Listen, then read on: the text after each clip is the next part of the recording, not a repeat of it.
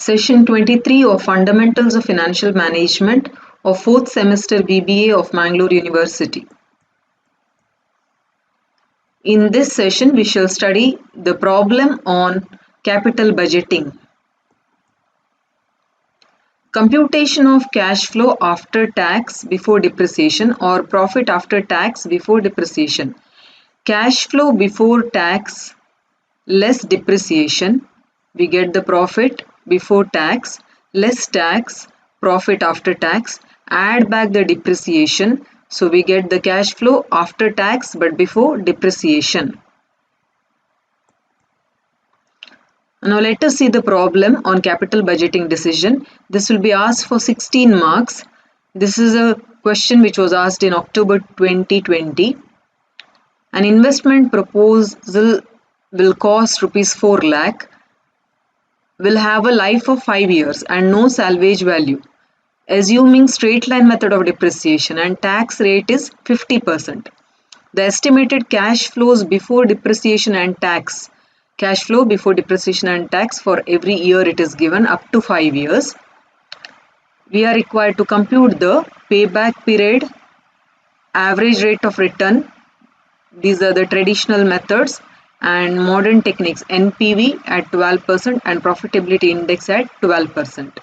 Present value factor of rupee 1 at 12% discount rate is given from 1 to 5 years. So this is the discounting factor.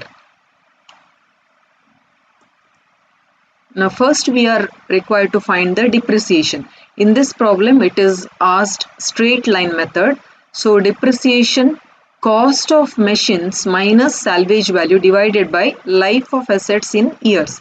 There is no salvage value and the cost of the asset is 4 lakh rupees. 4 lakh divided by 5 life of the asset, it comes to 80,000. So the depreciation rupees 80,000 is allowed for all the years.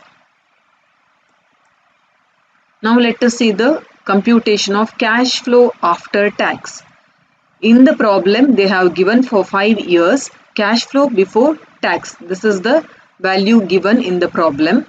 We are required to deduct depreciation on the straight line method. We have already calculated depreciation comes to 80,000. So first year, second, third, fourth, fifth, all the years we are deducting the depreciation. When we deduct from 1,80,000 depreciation, we get profit before tax is 20,000. So similarly, if we deduct depreciation, then we will get the profit before tax. So this is the profit before tax. From this amount, tax rate which is given 50%. So 50% on 20,000 comes to 10,000. 50% on 40,000 comes to 20,000. So 50% on the profit before tax.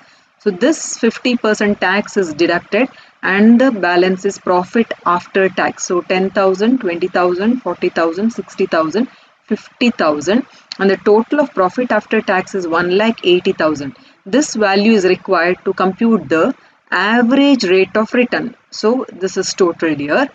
Then add back the depreciation. Depreciation which was deducted here initially, now it is added back. So it is 80,000 in all for all the years. So if you add back the depreciation, you will get cash flow after tax but before depreciation. So this is, if you add 80,000 to 10,000, it becomes 90,000, 1 lakh, 1,20,000, 1,40,000, 1,30,000. So this is the cash flow after tax. Now this value is considered for calculating the payback period and also in the case of net present value. Also, if a discounted payback method is asked, this cash flow after tax is considered, then we have to apply the present value factor and then find the cumulative value. Now in this problem, they have asked payback period. So to find the payback period, first we have to find the cumulative cash inflows. Now the years for the 5 years and the cash flow after tax, which we have just now solved in the statement. We have found out the cash flow after tax for the first year 90,000 accordingly. Now this we are cumulating. So 90,000 in the first year, 90,000 plus second year cash flow is 1 lakh. It comes to 1,90,000. 1,90,000 plus 1,20,000 comes to 3,10,000. 3,10,000 plus 1,40,000 comes to 4,50,000. 4,50,000 plus 1,30,000. Finally, 5,80,000. At the end of the fifth year, the cumulative total cash flow after tax is 5,80,000. Now, the initial project cost or the machine cost was 4 lakh. So, you can see the 4 lakh is recovered during the fourth year. During the fourth year, we recover 4,50,000. That means during the third year, we have got 3,10,000. Therefore, 3 years and a fraction of the fourth year, means a few months are used. So, to calculate this, payback period is equal to, so till 3 years, this is the third year we have received 3,10,000. Now we are supposed to receive 90,000 more, and that 90,000 comes from this 1,40,000, that is of the fourth year. So 3 years plus 4 lakh is the initial amount of the machine or the investment, minus 3,10,000 which is recovered during the third year, divided by 1,40,000 which is supposed to be received in the fourth year. So 4 lakh minus 3,10,000. So 90,000. We are supposed to receive 90,000 during the fourth year, but we will actually receive 1,40,000. So 3 plus 90,000 divided by 1,40,000. So it comes to 3 plus 0.64 years. So the payback period is 3.64 years. Now coming to the average rate of return. First we are supposed to find average profit after tax. To find this, total expected profit after tax divided by life of the project in years. So this is profit after tax before depreciation is considered, as this is accounting rate of return method. So 1,80,000 divided by 5 comes to 36,000. Next we have to find the average investment is equal to salvage value plus half into initial investment minus salvage value. As there is no salvage value in this problem, so the initial investment, that is 4 lakh divided by 2 is equal to average investment is rupees 2 lakh. Now we are finding the average rate of return or accounting rate of return, and the formula is average profit after tax divided by average investment into 100.